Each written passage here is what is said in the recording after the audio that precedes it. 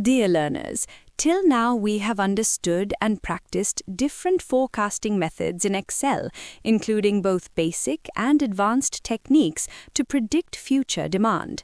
Now, before we move further, it is important to understand two very powerful Excel functions that support forecasting but do not directly generate future forecasts. These functions are FORECAST.ETS.SEASONALITY and FORECAST.ETS.CONFINT. Dear learners, now let's jump to the Microsoft Excel and understand the first concept, that is FORECAST.ETS.SEASONALITY. Now, what it actually tells? It tells that the length of the seasonal cycle detected in your historical data. So this is our historical data, and it talks about what is the seasonal cycle in this particular historical data. In simple words, it tells you that after how many periods the demand pattern repeats. Okay, now let's take an example of these two historical data and let's try to understand FORECAST.ETS.SEASONALITY. So we'll put the formula that is equal to FORECAST.ETS.SEASONALIty. Now it is asking about values. Okay, so values are basically, these are our demand values. I will just put those and I will just fix the numbers and then I will go to the next one. It talks about the timeline, so timeline is nothing but what timeline we have for this particular data range, and again we will lock these numbers. Certainly, if you see, data completion, aggregation, and all these things are also there. These are actually in a bracket, so these are not compulsory. These are optional fields, but still, if you want to learn the data completion, here 0 represents that if we put 0, then it actually treats missing values as zeros. So, for an example, if there is a no value or it is missing value in the month of August or September, then it will treat it as a 0, and if we put it as 1, then it will automatically uses methods of linear interpolation, so this actually does a different method. Then, talking about aggregation, there are multiple methods like how this data should be considered to calculate the seasonality. So here are different options and methods like average, count, and all. Now, what we will do, we will not put any number because these are optional. I will simply close the bracket and I will enter. Now, what happens here? It is telling us 0. That means there is no seasonality in the data.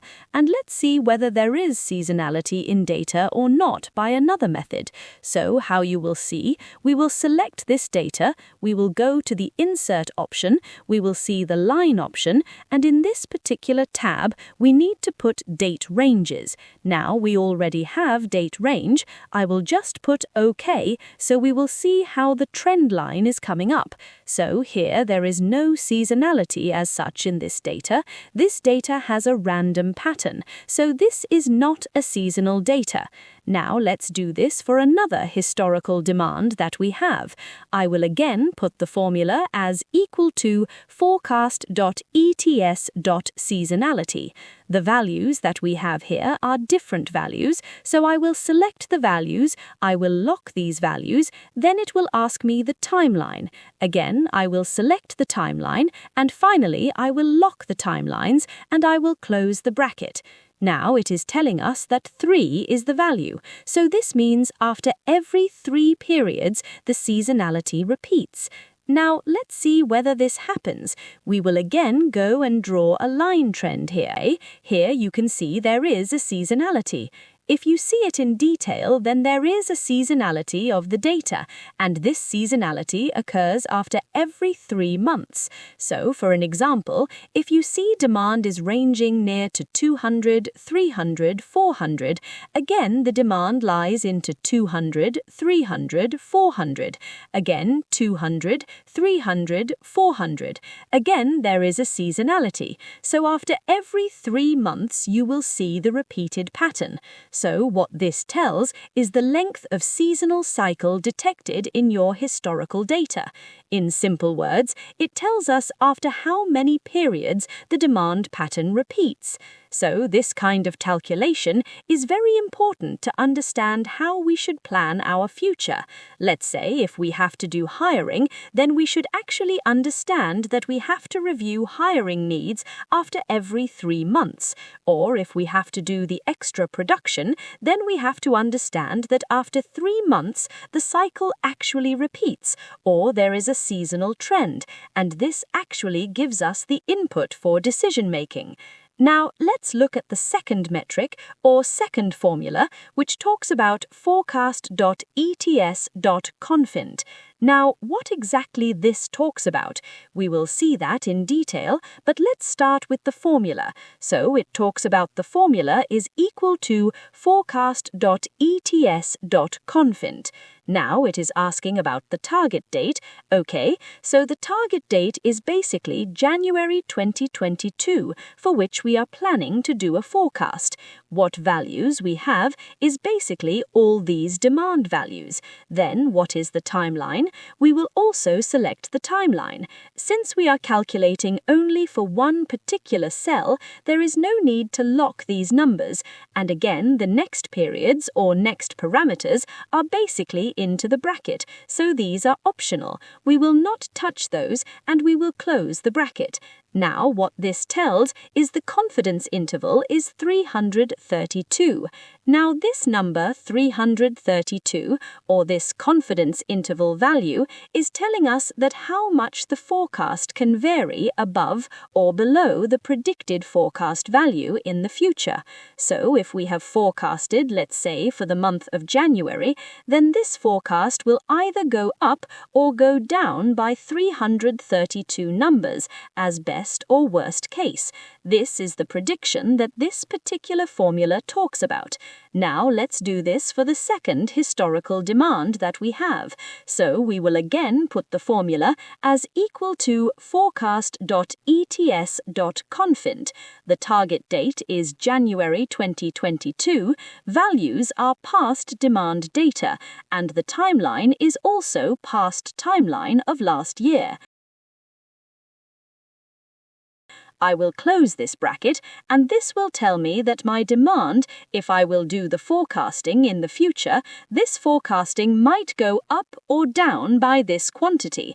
So let's say in the month of January, if my forecast value is 400, then my upper interval would be 400 plus 83, and my lower confidence interval would be 400 minus 83. So my forecast will actually lie between these two numbers, but on an average the forecast will be 400, and this is very important to understand that how much is the basically confidence interval, and that's what this topic is talking about. Now, very important concept is that these two formulas does not forecast anything. Okay, these are not forecasting formulas like we have seen the previous formulas, like FORECAST.ETS or FORECAST.linear. These were forecasting formulas, but these two formulas are not forecasting formulas. These are basically a decision-making formulas. So these are not the forecasting formulas, they support decision-making. So, in summary, these two formulas play a very critical role in making our forecasts more reliable and meaningful. FORECAST.ETS.SEASONALITY helps us understand whether our historical data follows a repeating pattern, and if yes, after how many periods that pattern repeats. In simple words, it tells us if seasonality exists in the data and what the seasonal cycle length is. This insight is extremely important because forecasting without understanding seasonality can lead to incorrect demand estimates. On the other hand, FORECAST.ETS.CONFINT helps us understand the uncertainty or risk associated with a forecast.